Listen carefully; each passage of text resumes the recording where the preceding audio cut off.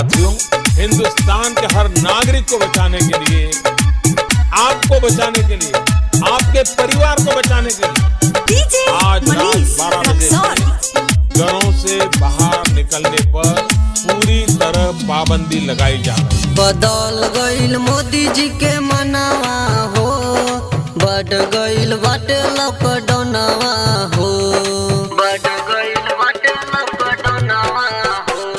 बदल गईल मोदी जी के मनावा हो, बढ़ गईल बाटे लॉकडाउनवा हो। जिए नहीं पाई बीमार हम जाई, कहवा से आई अब खानावा हो।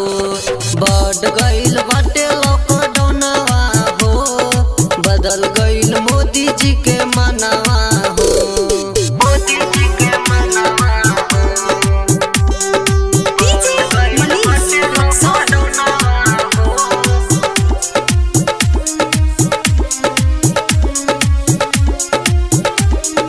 मोदी जी के मनावा हो, बढ़ गईल बाटे लॉकडाउनवा हो। एखन अपने सब सुन रहल छी सोना म्यूजिक के शानदार प्रस्तुति। जाने कैसन आइल बाटे ई महामारी, धरताटे सबके ई कोरोना बीमारी।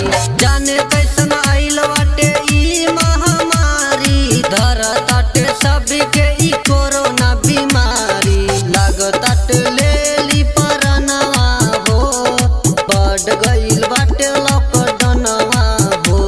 बदल गईल मोदी जी के मनावा हो, बढ़ गईल बाटे लॉकडाउनवा हो।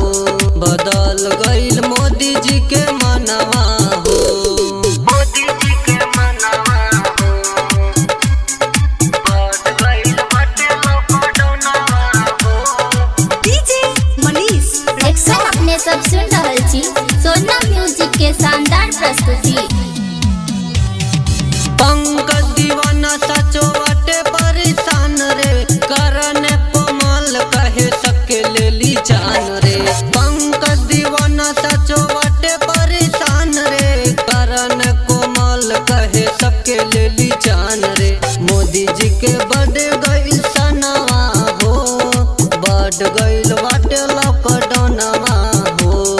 बदल गईल मोदी जी के मनवा हो, बढ़ गईल बाटे लॉकडाउनवा हो। बदल गईल मोदी जी के